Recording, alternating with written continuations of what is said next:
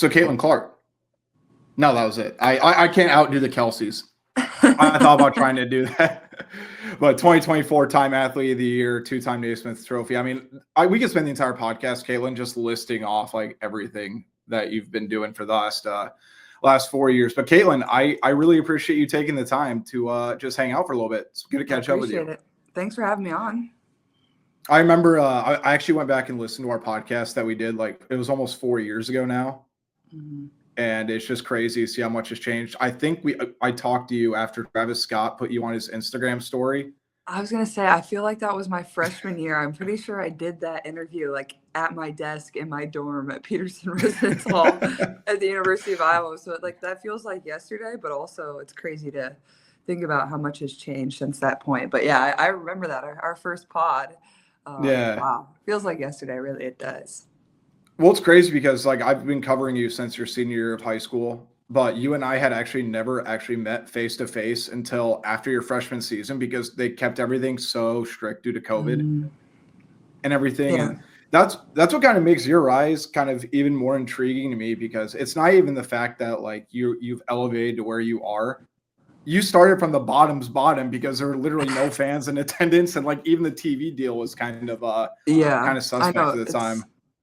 Like looking back and watching those games from my freshman year, honestly, I don't remember a lot of them. Like one of the only ones I really remember was probably the Iowa State one at home, where we came back from, I think, down 18 points. But like we're playing in front of nobody. Like there wasn't anything like super memorable about that year. Like you're playing in front of cardboard cutouts and then like just your family members. So that was kind of a blur. And at some points, like it's unfortunate, but at the same time, like I feel like it gave me a year to kind of get my feet wet in college basketball. With that, I didn't have to balance road crowds. I didn't have to balance our crowd. I didn't have to balance all of that noise and that, the band or whatever it is. Like there's just so much to balance on a game day of playing in front of a loud stadium, a loud arena.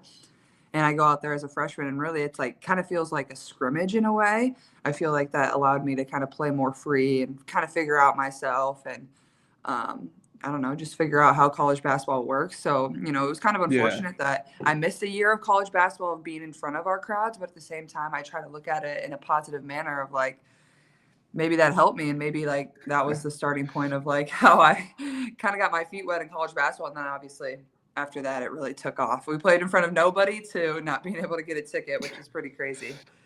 Well, I mean, you got to play in front of your dog at least, though, too. Yeah, that was basically the only person, my fake cardboard cutout dog. I remember we were at media day, and I was asking Monica Sonano about it, and she just threw you under the bus. Yeah, she went up and hyped up her dog after she made the 3 against Iowa State, and you overheard and just started like chirping at her from across the gym. Like, why are you putting me on blast like that? I know.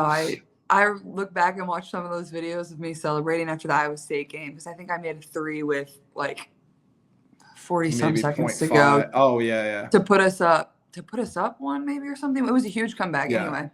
And I was like celebrating like there was 15,000 people inside of Carver and there was probably like 200 people in Carver watching us. So it's just really funny to laugh at myself looking back on, but it was good times. Selfishly, like as a media member, I really do miss the COVID crowds because it's so funny listening to Lisa Bluter without loud music and loud crowds. It's so funny to hear Fran McCaffrey without loud music and loud crowds. It's just, it's a totally different feel. Yeah. And then they just try to like subtly increase the volume to like drown out what the coaches are yelling about. I know. It's so weird, but it's good times. Was there I was going to ask you, because I don't think I've ever asked you this before. Was there a difference between you playing your first game in Carver versus the second year when there were actually fans there in terms of nerves or like your approach? Because I feel like you can't really prepare for that. Not that it was a wasted year to prepare for it, but there's just nobody there. Yeah, honestly, I think going into my second year, I was just so excited to like finally get to play in front of people. I remember asking, it was like the exhibition game. And I remember like going up to Coach Fitz. I'm like, how many people do you think are going to be here? Like I kept asking, like I was so giddy. I'm like finding out like how many people were going to come, like what the crowd was going to be like. Like I remember being like so excited to finally play in front of our fans and the people that have supported, the program far before I got there. So I just remember being like super giddy about that. And I remember, we would, at that time we had put down the curtains. Like we were playing in like Yeah. technically like they kind of make it like feel like a smaller venue in a way. So the curtains would be down. And we didn't do that my last 2 years. So like even that feels completely different. And they still don't do that this year for the girls either. So I remember just being so excited. I think there was probably like 4,000, 3,000 people there, maybe if I had to guess. But I was like so excited to play in front of people that weren't my mom and dad and my teammates' parents. Like it was like a taste of, you know, kind of what could be or what had been for the program previously. So I just remember being like so giddy about an exhibition game because it was just the first time that I got to play in front of our fans a year after I'd already been on campus, more than a year after being on campus. Yeah. I totally forgot they put the curtains down. Like that's how long ago it does feel like, just trying to cover every game like since then. That's nuts. I So know. your jersey retirement feels like it's kind of crazy. Just consider they announced it before you were even out of Iowa, Yeah, and I think you and they Megan announced Gustafson it yeah, I at guess they did that it for Luka celebration Garza thing too. we had. Yeah. I guess now that enough time's gone by, what's your kind of thought process about your jersey getting retired and knowing you don't even just have your mark on the floor, like your jersey is going to be in the rafters forever? Oh gosh, I mean, you know, obviously it gets announced and it's like, oh, this is amazing and this is so cool.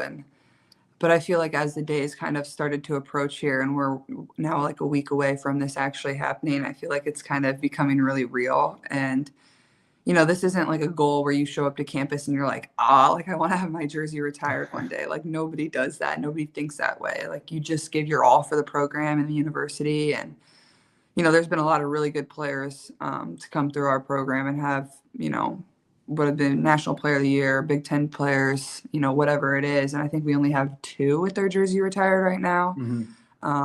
So it'll be cool to be one of the few. And obviously, there's been a lot of really good players to wear 22 at the same time. So from Yeah. Sam Logic to Kathleen to whoever. So it's been a very important number in our program's history. But I think it's hard to probably, you know, really feel all the emotions until I'm going to be inside of Carver and really see it and experience that with my family. And I'm not usually a very emotional person, but I feel like this will probably make me a little more emotional.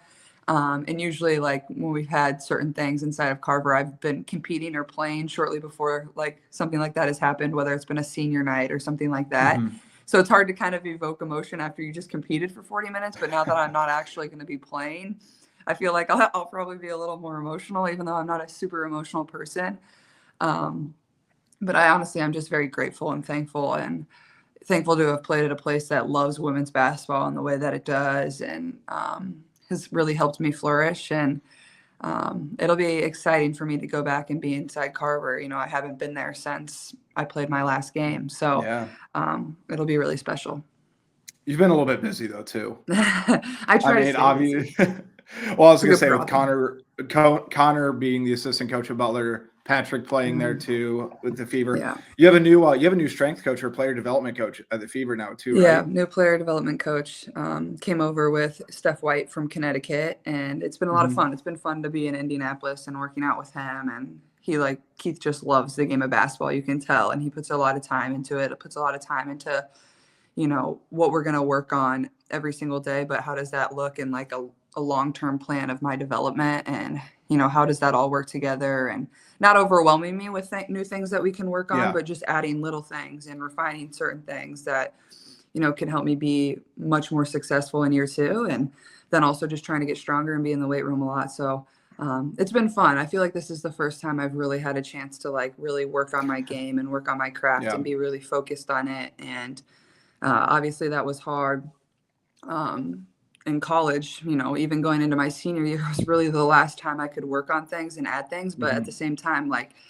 we had our foreign trip, so we were practicing, and like it was almost felt like the regular season at some points with how many practices we were allowed. And then we're gone in all of August too, traveling overseas. So like I feel like this Yeah. is really my first time in quite some time where I can really like focus and be in the gym by myself and with trainers and rebounders or whatever, and really work on things that I need to get better at.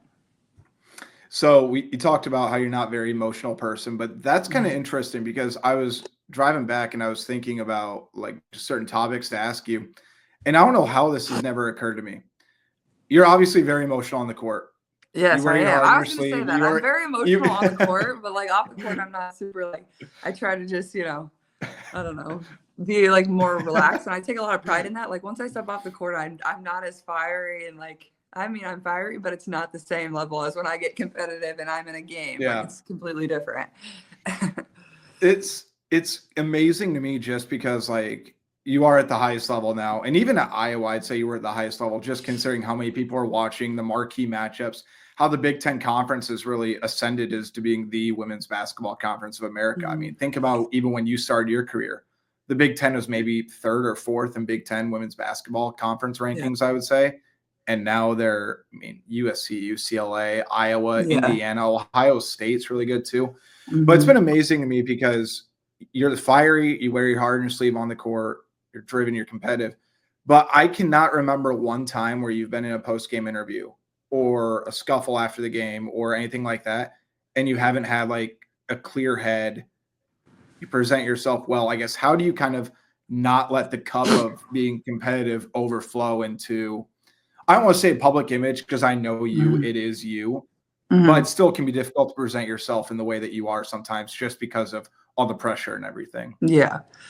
Yeah, I think it's having that balance and, I feel like you got to be a good sport whether you win or whether you lose and but at the same time I think that's how I was raised. Like I my parents like it's was just an expectation like you're going to be the same person you are whether you win, whether you lose, you're not going to brag about winning, you're not going to pout about losing and blame other people, you just get back up and keep fighting type of thing and anytime I step up to the podium and talk after a game, I think you try to take some time and you calm down a second. Everybody gets fired up, whether you win or whether you lose, and then you try to look at it with great perspective. And I think evaluating yourself first is, you always got to look in the mirror. You're never going to be able to, whether it's a ref's call you were upset about, if it was this or that the other team did. Like at the end of the day, like the only thing that you can control is yourself and how that affects your team. Like you can't control anything else. And at times that certainly can be really, really hard. It's obviously way easier said than done. We've,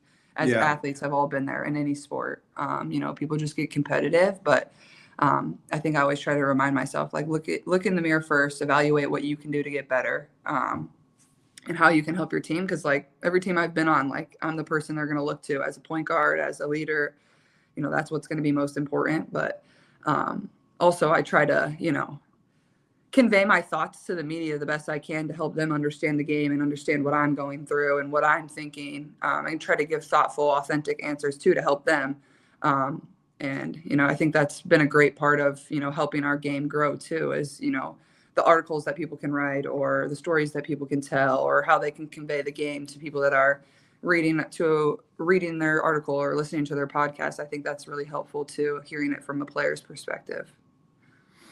I mean, that's what I can tell you just from the Iowa side of things. Like you get brought up constantly just about, yeah, I really miss talking to Caitlin after games or pre-games. And it's crazy the amount of media you have to do in the WNBA. Because I I've know. seen you have like 2 pregame press conferences, like the morning of, then like after shoot Yeah. around. And Yeah, as a media it's shoot person, around 90 minutes before tip and after game and every practice. It's crazy. It's I'm it's a just lot. like, what changed between pregame and like after shoot around and 90 minutes before the I game? know. Like, that's What kind did of you my eat thought. what did you eat before you came to the gym? What kind of shake was it today? Like, it's Literally. just crazy. Literally. But I guess with everything too, what's maybe 1 or 2 things that you really miss about college that are like Mm. super small things, not like what anybody would expect about maybe the difference between WNBA life or just like walking around, Iowa City with Yeah. Kate, with Gabby, and just kind of like living in your own little bubble. Well, that's certainly what I miss the most is just, you're there with, your best friends. And obviously I have some really good friends on the Fever too, but there's nothing like you finish practice and it's like, all right, where are we going? Where are we going to breakfast? Where are we going to lunch? Like who's coming? Like, and at Iowa, like, as everybody knows, like we were very close knit. Like that was my family. Like we loved each other. Like if we had just gotten a little bicker on the court at practice, it didn't matter. We were going to still go get brunch with each other and talk about our lives and, go home and play Fortnite together or talk about whose apartment we're going to all go chill in. Like that's what I miss about college the most is just being around my friends and getting to go out to eat with them or doing little things or driving around and listening to music. Like those are the like fun little memories that we share that, a lot of times are even better than some of the basketball memories. Obviously the basketball memories are great. We won a lot of games, but it's the small little things that nobody gets to see. So I certainly miss that. And I mean, I miss going to practice every day in Carver. Like I'm the type of person that just loves to practice. Like I loved going there. I loved competing. Like Coach Bluter would have us play live literally like every single day. Like we would just go in there and compete versus one another. So obviously I miss that.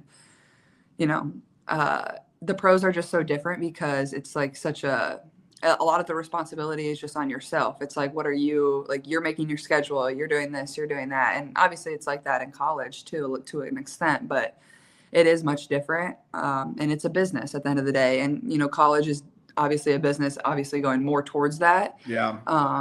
But it's much more of a business in the pros than in college. Like I like to think you're still amateur.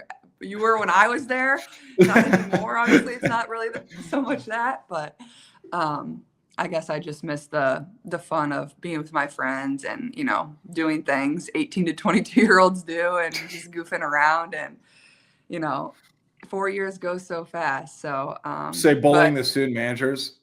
Yes, that too. I'm guessing the student managers that are there now are like happy I'm not on the team anymore because we don't have to listen to her complain about our reffing. We don't have to play against her. But like the managers that we had when I was there, those are literally our best friends. Like they come back when we come back. A lot of them will be back for the jersey retirement and they'll, we'll go out to dinner and like we like laugh over those stories. Like those are some of the best memories we have. Like, and a lot of them were guys. Like those are our brothers, and they would always look out for us. And we really just had a unique friendship with those guys, and I feel very thankful for them. And those are like the unsung heroes of college basketball. They don't get enough credit, and they really, they do all the dirty work. They carry all the bags, they fill up your waters, they do all this and all that. And a lot of the times, they're not getting paid. At Iowa, I think they're lucky enough to get a partial scholarship, but at a lot of places that's not the case. So we really value them and we're thankful for them, and they turn into your friends too. Yeah, I mean, I remember reading the stories about how you were cussing out a couple of people that were like pressing you on ball like way too hard, and then you would drive back into them, say you can't guard me. Yeah, and we would get into it. It was so fun. And they didn't do as good of a job of like leaving it off on the court after practice. They would like pout and not talk to us at like a team meal right after practice. We're like, bro, just let it go. Come on. You just wait like 10 minutes, be like, all right, you get over it yet? Yeah. Like, really? Yeah. So speaking of one of your teammates, I wanted to ask you about Kate Martin, because she looks like she's been tearing up Unrivaled really early. I think people are finally realizing what you've been saying, and I give you credit for this, because you were the first person who I felt like said, yeah, Kate Martin's a pro. Like, draft Kate Martin. She's going to be able to do different things. I think you started saying that you're either sophomore or junior year. And, media members aside, I'm not, maybe it's me, maybe it's not me, not going to throw myself under the bus here. We were like, you know what? I think she could be a fringe WNBA player. She has potential, but, Caitlin's given her endorsement. If there's one thing I've learned about you in covering you for 4 or 5 years or whatever, how long it's been, when you talk ball, you genuinely talk basketball. Like there's no personal relationship attached. So I guess, how do you feel about Kate doing really well in Unrivaled so far? And now she's getting a chance at the Valkyrie to really, really make a statement next year too. Yeah. Yeah. I'm super excited for her, and she works so hard. Like Kate's still somebody I talk to every single day. And I think just watching her believe in herself from probably my junior year when she was a senior and trying to decide if she was going to even come back and take her 6th year to where she's at now, and seeing her belief and her confidence and herself grow as much as it has, it just makes me really happy, because I've always seen that in her. It was just getting her to believe like, I am this really good player. I can grow into becoming this really good player. And she's always had the leadership skills. She's always been the type of person that, whether she's going to get in the game, whether she's going to play 10 minutes, whether she's going to play 30 minutes, she's going to give you every ounce of herself. She's going to cheer as hard on the bench. She's going to play as hard in the game. And those are the type of people you want in your locker room. So obviously the Valkyries are very, very lucky with her. And obviously I know she has a great relationship with the head coach, obviously coming over from the Aces. And I think she's really excited and just happy for her to have that opportunity. You know, it's cool. And she gets to start a new chapter, but it's been fun to see her in Unrivaled. Like I think it's a 3-on-3 is a good style for her. She shoots the ball really well. You know, she's physical. She's a high IQ player. She understands the game really well. So I'm just happy for her. And I talked to her quite a bit, and I know she's worked really hard this little off season she had before going down to Miami of like trying to get better. And she really has. So just happy for her. And, I'll always be one of her biggest fans. So hopefully I can actually beat her this year in the W, because we didn't beat the Aces once. So this is our chance, and I can finally talk a little crap because she's got a little one up on me right now. Yeah. Oh, I mean, that was quite a team they had too. Obviously, Asia Wilson, Kelsey Plum. I mean, they're just Chelsea. Really talented. Right. Yeah. Really, really talented. Really And they're going to talented. be, I'm really excited to watch you guys play against them this year too. I mean, I'm looking for the WNBA already. And, speaking of Unrivaled too, like, I don't think people realize how, like, people, unless you're really entrenched into basketball and you understand it, how different the 5-on-5 versus 3-on-3 games is. Because I've seen so many hot takes about people being like, oh, there's certain players being exposed. Like, some people aren't as good as they think they are. I'm like, guys, it is so, so different. But the 100%. One thing for Kate, I'll say, is I think people finally are seeing the toughness that she showed at Iowa, just because she's in a position, in a role now where she can kind of be more herself. And that's not a slight against the Aces. She filled what the Aces needed because the Aces have all the talent and stuff. But people are really kind of seeing the basketball player Kate Martin is now in 3-on-3, I think. Yeah, 100%. And it's obviously the 3-on-3 game is a lot different than the 5-on-5 game, and the style that they're playing on a full court. Usually 3-on-3 is played on a half court. And with the fast-paced shot clock, I think it reminds me of how Kate got to play at Iowa. Like, we played fast, we played up tempo, you made decisions quickly. Sure. That type of thing. So I think having that experience is really helping her in the 3-on-3 game. And obviously the Aces did that too. But now she's getting a little more run and getting to play and playing free. And I think people are just seeing her confidence grow and grow. So just like I said, I'm really happy for her. And, hopefully I can recruit her to Fever somehow, some way one day. Who knows? I'm going to try to figure that out. I don't know, but it's my goal at some point in my career to team up with Kate again. Yeah. We'll see if it happens. People don't get too excited. We got a few years on that too. And she'll be making her mark too. Plus, who knows? You might like playing against her just as much as that's true. Being her teammate. We need to have that little beef and that little battle. So we might have to keep her away from us just so we can keep going at her. So I made a list of the 3 games I think that kind of, now I want to say made your college career, but like kind of defined the journey of your college career. Let's hear them. So, I think I'm going to know. Let me think about it. Let me pick my 3. Okay, I got them. Let's see if we match up. Okay. Do you want to go 3-3, or do you want me to do all 3 and then you do all 3? You do all 3, and then I'll do all my 3. Okay. All right. Number 1, I still think it has to be the South Carolina game. I mean, I feel like that just kind of transcended everything for not just you, but for the entire program at that point, even more than the Elite 8 win over Louisville. I just think that's what people really remember about that. Number 2, I'm going to go the Indiana game, the Indiana buzzer beater. Yeah. I think that has to be up there. Okay. I have those 2 too. Let's see number 3. I have the Creighton game from the round of 32. Okay. I like how you're thinking about that. Honestly, that's a great take. I think that's looking at how my career was shaped. Like I said, I don't think we have the success we do if we don't lose that game to Creighton. Obviously, it was a very, very hard moment. Get upset by a 10 seed when you're a 2 seed playing in front of a sold out crowd, having just won the Big Ten tournament or the Big Ten regular season championship, whatever we had won. I think we had won both that year, actually. Mm-hmm. I think that was, the days after that were some of the worst days of my career.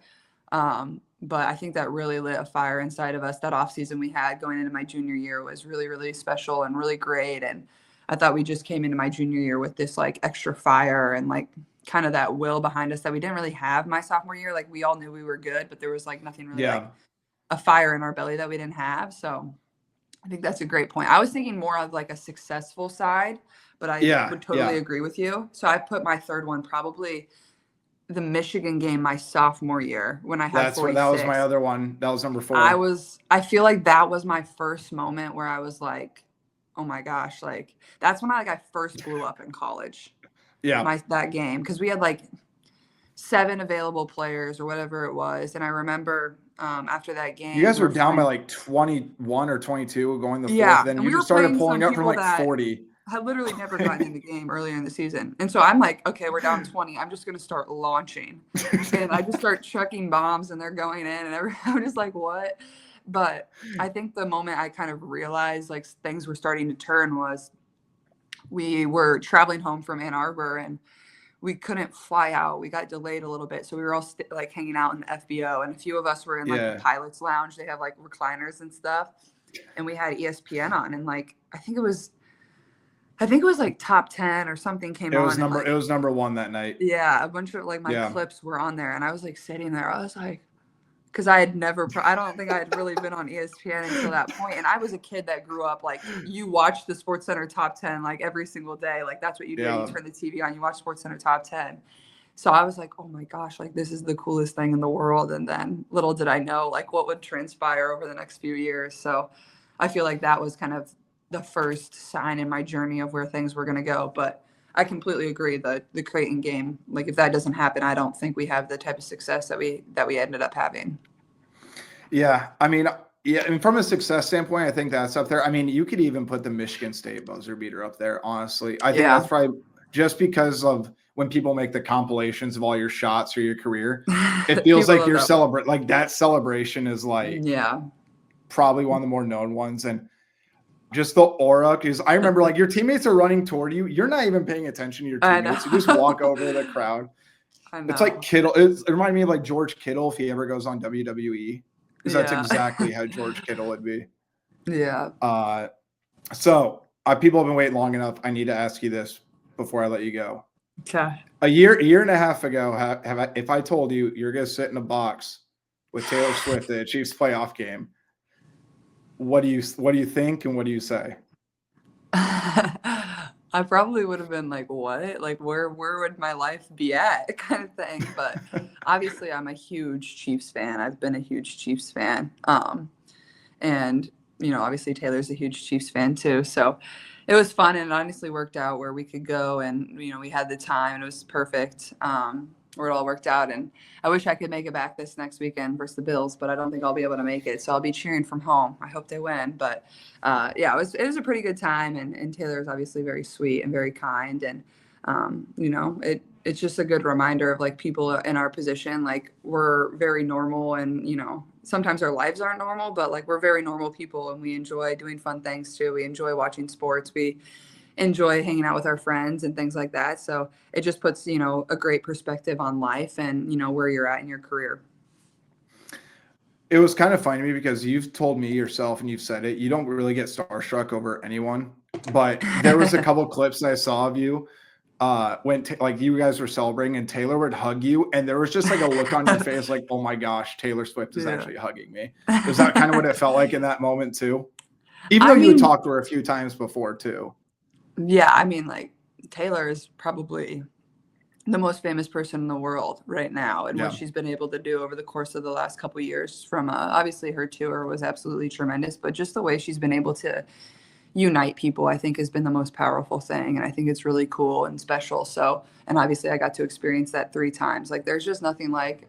Obviously, you haven't been to one of her concerts, but like. Being in that stadium and like seeing the way everybody is like passionate about something like that's so fun and so easygoing. Mm-hmm. It's just like, it's very uplifting and cool, but yeah, like, I mean, it's just cute to see how excited she is for the Chiefs and like getting to share that. I'm like, oh my God, I love this. Like she loves the Chiefs as much as me. Like this is incredible. So we had so much fun. And honestly, it was like the perfect game. Like, you know, the Chiefs won. It was close at halftime, you know. Travis scores a huge touchdown for the Chiefs. We end up winning. There was no crazy, like, you know, anything crazy that happened. Like we felt confident when it got to the end. So it ended up being a perfect game for me to be at. And I was a little nervous because the last time I went to Arrowhead, we lost. I'm like, I don't want to be a bad luck charm, but we figured it out. I'm all good. I'm allowed back. So that's the good news. So I'll ask you to describe your Iowa career in 3 words, but I'll tell a quick couple stories about you and me interacting just in terms of behind the scenes stuff for people that don't know this. I remember, I think it was fresh off a loss. It was like a really, really frustrating game for you guys. You guys had a close loss, and I was like writing on my laptop in the press conference, whatever. And I remember I didn't ask any questions in the press conference, and you were like, it got quiet for about 10 seconds after. Bailey dismisses you guys, and you just look up. You're like, David, you're really not going to ask me anything. You're really not going to talk. And you just kept chirping at me the entire time you were walking out. And I'm just like, okay, my bad. Sorry. You better ask your questions now. Come on. I know. And then there was another one where I think it was signing day for the football team. There was a men's and a women's game, and I was trying to do everything at once. And I hadn't eaten all day. So I go get some food. I'm sitting, like, covering the men's game. I'm eating, and all of a sudden you DM me on Twitter. You're just like, could you like eat any more obnoxious? And you just started chirping about the way I was like scarfing down food. I'm just like, you had a long day. You had a long day. I had a long day. No, I remember that though too. It was just those little things. And that's why I tell people too, like when they ask me about you, I'm just like, she's always been this like goofy, like she will chirp anybody at any time, but like it's all fun. So all in good fun. Absolutely. Yeah, some of those things just stuck out to me. Gotta keep it fun, you know. Oh, for sure. So 3 words describe your Iowa career, and we'll wrap this up.